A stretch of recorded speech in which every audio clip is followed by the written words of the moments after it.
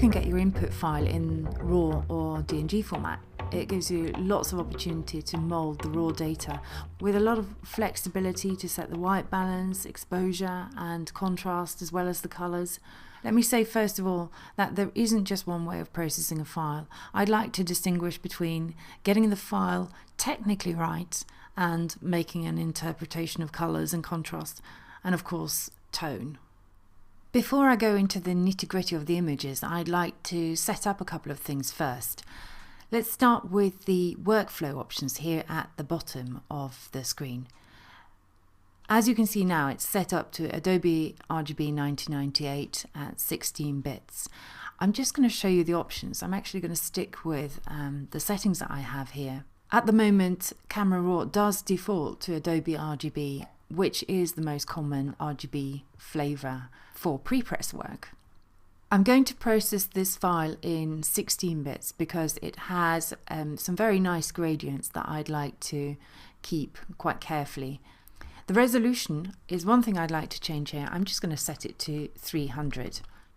The way I like to retouch without putting any sharpening on it. If the file is focus sharp, it shouldn't really need that for now. So I'm leaving the sharpen for none as opposed to any of the options we've got here. Before I go further, I'm also going to set up a couple of other things. I hit Command K to get to Camera Raw preferences. On the general setting, the first thing that hits you is where to save your image settings. Well, if you're working on files that come straight from the camera and are still in the camera's proprietary format, you will generate an XMP file. And the question is here whether to save that XMP file right next to the file in the same folder as it's processed, as a sidecar XMP file, or in a Camera Raw database. I would normally choose a sidecar XMP file. We're actually working with a DNG file where the XMP file gets built into the file, and that I find that much preferable to actually working in the proprietary format. When it comes to sharpening, the default is to sharpen all images with the default settings. I'm going to change that now to preview images only, and this stops the files from actually being sharpened in Camera Raw. So I'm going OK here. There's one thing that I'd like to change about the default setting, and that is the curve. I'm going to go into the curve here, and as you come into it, you see the parametric curve. I'm going to bypass that and go into the point curve where there is already applied a medium contrast curve to it, which I don't particularly like because it tends to darken down the shadows. I'm going to just set it to linear, so it leaves me free to start from scratch every time. I know this makes the image a bit flat, but I'd like to introduce contrast where I'd like to introduce contrast and not automatically darken the shadows all the time. With that done, I'm going back to the Basic tab, and I'm going to then save New Camera Raw Defaults, so that next time I open up an image it will use that particular default and I don't have to take it back to linear every time. As you can see, this has a lovely perfect histogram. It's pretty much a perfect exposure. With the two other images, I've got one that's overexposed. As you can see, it actually hits the wall a little bit there. And I have another image here that's underexposed. It lacks tonal information in the highlights. In fact, its brightest part is really here on the midtones. Let me go back to this example of a well-exposed image. I'm going to show you just a general processing here. Because I don't need to really do much on the endpoints, I'd like to look first at the white balance tool. Now the white balance controls the temperature and the tint. The temperature goes from blue to yellow and the tint from green to magenta. And these two axes cross over to form the white point. Now normally in young people, the white of the eye is a good place to take the white point because their whites are truly white. This girl is probably in her early 20s. So let me see what happens if I click in the eye on an area where there are not too many veins. So I just have to look out for veins. Maybe I should look at the other eye as well. Okay, I think probably our left eye here is the best candidate. I'm going to just click it here. That cooled down the image a little bit. I'm turning off the preview so I can see what it was like before and back on again. And that's a good starting point. Now I could, if I wanted to cool it down more, use the temperature. I'm just noting that it was 5050 on the temperature, on the number there. We do tend to work a lot by the numbers, so 50, 50 to take it back there. Let's look at the tint slider, which is now at +7. Negative makes it green. Taking it positive makes it magenta. So I'm going to start with the 7 again and just maybe take it slightly negative there. I want to double check whether the exposure is as right as it looks, and I'm just going to hold down the Option key, the Alt key, and drag this exposure slider. The first thing that happens is that the image goes black, but you can see a couple of white things, and when I pull the slider upwards you can see all the colors coming in. This is called the clipping display. I'm going back towards 0 again. I must make sure that there's no red clipping, and definitely no red clipping, because that will clip the skin and often make the skin very unprintable. I can probably get away with just a little bit of upping of the exposure, probably just +20 there. The only thing that was clipped in the clipping display was the catch lights. Now I'm going to skip the recovery and the fill light slider. I think this interface is slightly badly designed. What you should really think of is that recovery relates to exposure. So if you wanted to recover some highlights, you can use that. And we're going to use that a little bit later. The fill light relates to the blacks.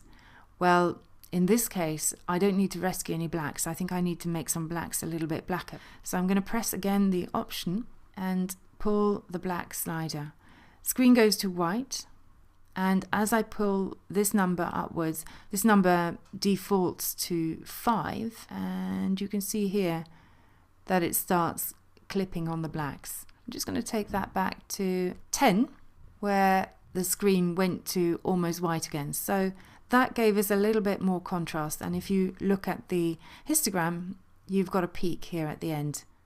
When you consider contrast, you have to think about the contrast of the endpoints, the dynamic range, which means that you have to be wary of how far you can push those endpoints without clipping. But there's also a mid-tone contrast, and this contrast slider here is responsible for some of the mid-tone contrast. I'm just going to push this up, and you can see here that you really do get not only contrast in the mid-tones, you also get some saturation. So I am going to reduce that quite a lot. The brightness slider is responsible for the brightness of the mid-tones more than anything, but it does, of course, affect the highlights a little bit. Taking the brightness down, I get more detail in the skin. I'm going to leave it at about 25. There are also 3 sliders here that you should know about. Clarity can make a kind of mid-tone sharpening here for the skin. I'm just going to take that to the extreme so you can see here. So that brings out pores and a lot of detail in the skin that you might not want. So I'm going to just take that back to 0 and also show you what it does if I drag it the negative way.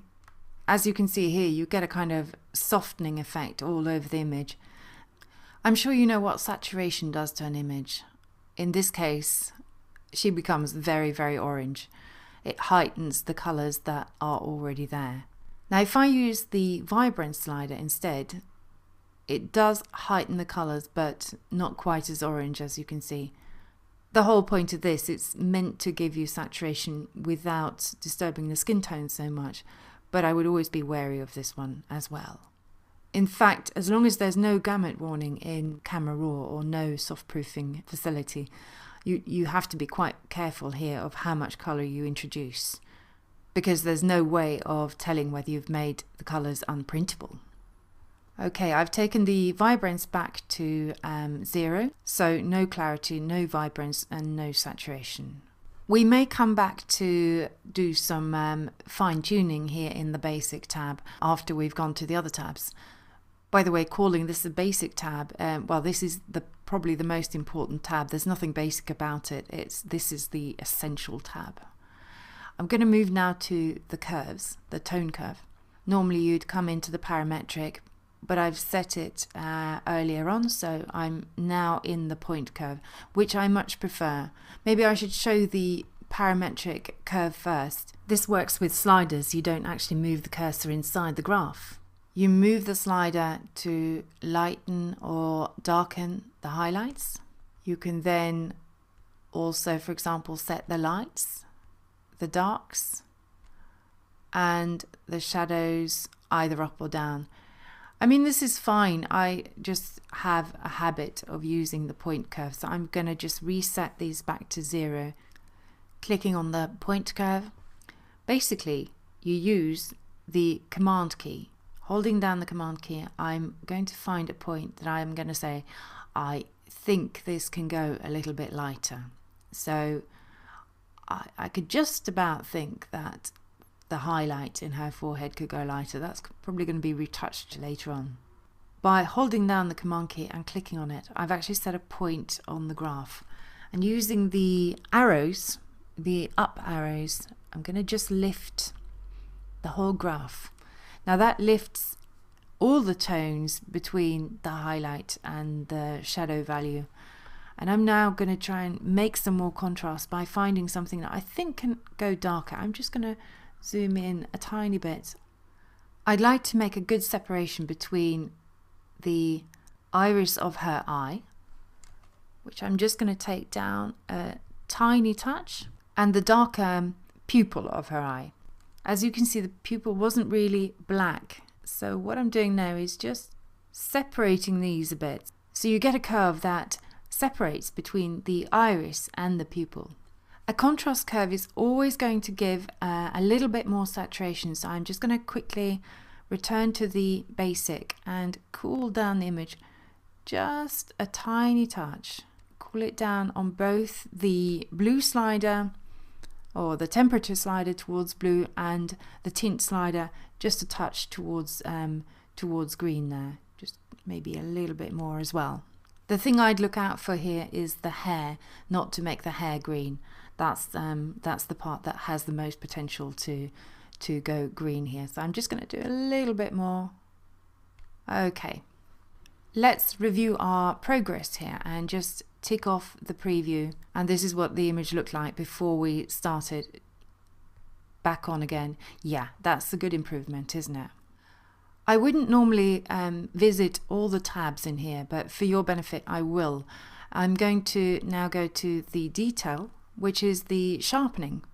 Now, as you can remember, we actually turned off the sharpening in the preferences, so it really doesn't matter what I've got in here, it won't be sharpening it. There's one thing that's very interesting about the way we process. It actually makes the image sharper because we're separating the colors better, and that actually gives the appearance of sharpness. And you know, sharpness doesn't actually truly sharpen something, it just gives the appearance of sharpening. So we're kind of doing the same thing through our color adjustments. Which reminds me that I should move on to the HSL stroke grayscale. Well, it's only grayscale if you convert it to grayscale, and I'm not going to do that on this image. My aim here is to separate the reds and the oranges a little bit from each other.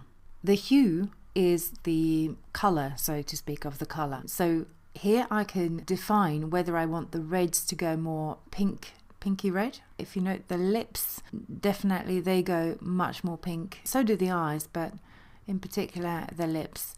And you can drive it towards yellow. Now I think it's suited going slightly in that negative direction there. The oranges slider is usually responsible for the skin tone, so let's see what happens to them. Driving it negative makes the skin very pink and positive very yellow. So let's just drive it maybe to +5 here, slightly more yellow. What we want here is really quite a creamy complexion in the end. There is a bit of response here in the yellow slider as well. If I drive it to the right, you can actually see that the hair goes very green. So I'm going to drive it slightly negatively to keep the warmness of the hair, and that will influence the skin just a tad. There probably won't be any response here on the green slider, but let's just see if there is any touch of green in this image that would respond to it. No, not much. So I'm going to set that to 0. There certainly aren't any aquas in the image or any blues, so I'm just going to leave this at 0 and move on a little bit here. To the saturation. Here we can set the saturation of the reds, the oranges, etc. The first thing I know is I want to take the oranges down a little bit there. And I may want to drive the reds a little bit up. And if there is a magenta lurking in the lips there, I'd like to bring that out. So you can see here, I'm just driving the magentas up fairly high. When it comes to luminance, I may also want to drive the luminance, the brightness really, of the oranges up ever so slightly, and maybe take the reds down a touch. And you can see now, really, it's mostly the lips that responds to this. To get a little bit more depth into the image, I'm also going to take the yellows a touch darker, because I know that when I retouch the image, generally things tend to go lighter. I'm going to preview the work that I've done here, just clicking on the preview off there and back on again. And I might just do a little bit more lightening there on the oranges. Going to the split toning, it works on the highlights and the shadows separately. And you can set the balance between the two once you've actually done your split toning on it. First of all, I'm dragging the saturation slider up. The hue slider will take this through a range of yellows that I might want to use, through some fairly cool greens, and going around again to a more blue hue, then into the pinks and the reds.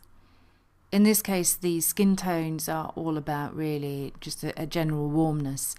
So I'm going to keep it quite yellow there and move on to the shadows, where I'm going to just take the saturation up quite a lot, then move the slider to get some cooler shadows perhaps. I'm trying to find a tone which is not too bright blue and not too cyan. Now what I'm going to do is set the balance, just favouring perhaps just the shadows, and then take the shadow saturation and the highlight saturation down a bit. To see what this has given us, we click here in the preview. And it's just a tiny little bit of cooling of the shadows, which gives a better contrast and a more interesting image here.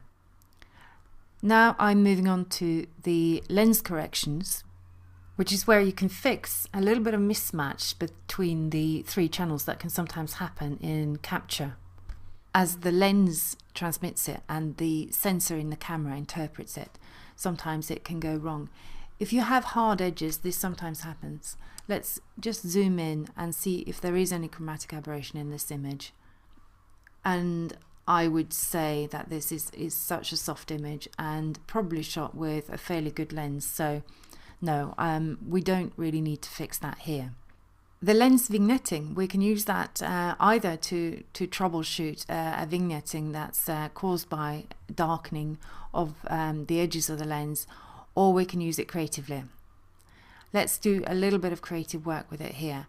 First of all, I'm just going to push the amount to negative, and that activates this midpoint slider. I'm going to push it all the way actually to -100, and then adjust the midpoint to maybe bring that midpoint further in. And then I can move the amount slider back again to a point where I feel that it's done the job for me. If I look at the preview here, you can see that it's darkened the edges a little bit, and that really helps the image focus on the middle, which is the girl's face.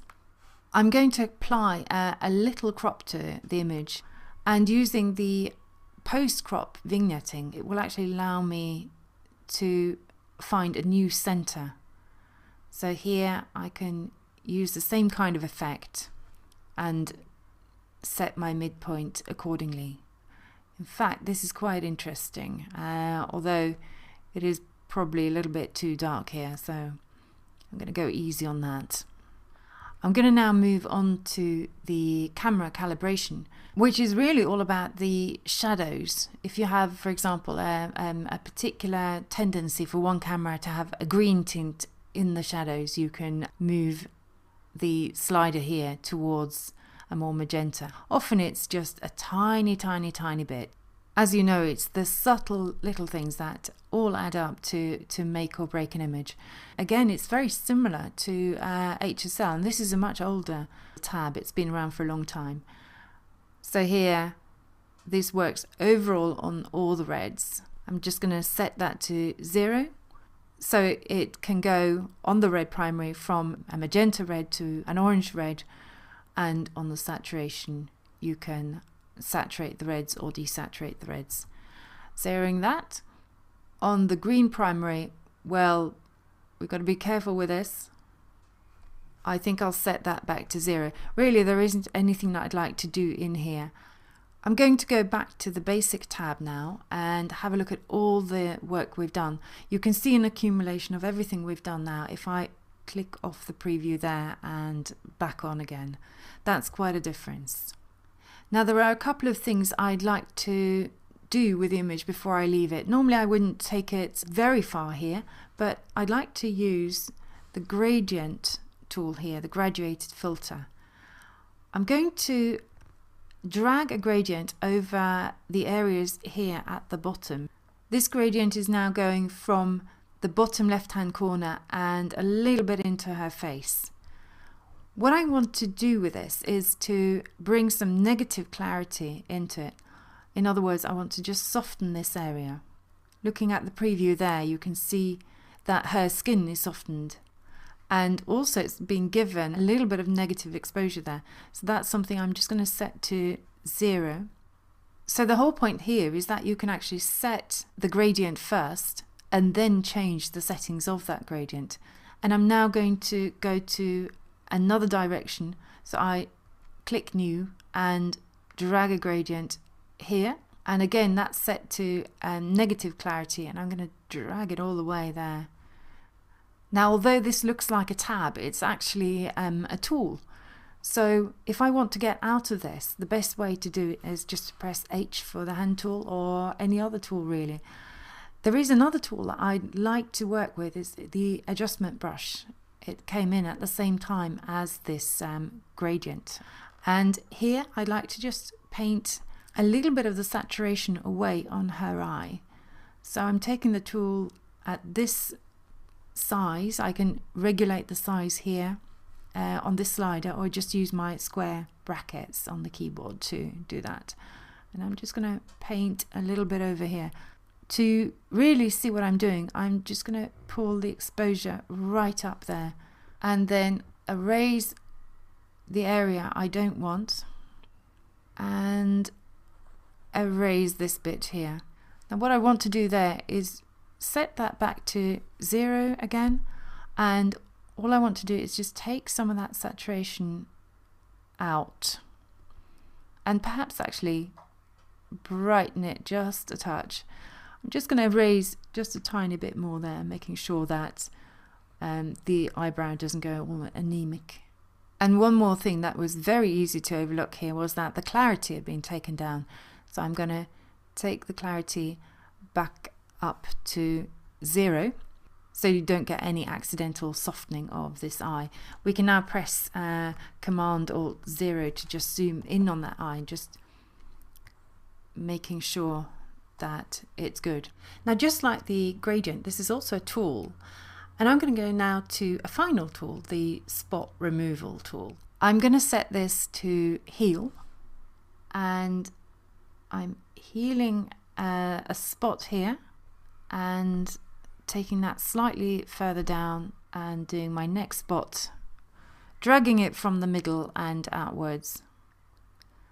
Now finally I'm just going to press the hand tool just to bring me back to the normal interface here. Press Command 0 and have a final little look at the basic tab again. The only thing I'm thinking here is that possibly the blacks are a little bit too black. I'm going to press the Option key and check that, and as I can see, I'd possibly just taken that a little bit too fast. I'm going to just take that back to 8 again, making sure that I don't clip in the Adobe Camera Raw interface. I can always add a little bit more contrast later. A final look at the before and after. That's the preview off. That's what it looked like before, and on again. And I'm quite pleased with what I've got here.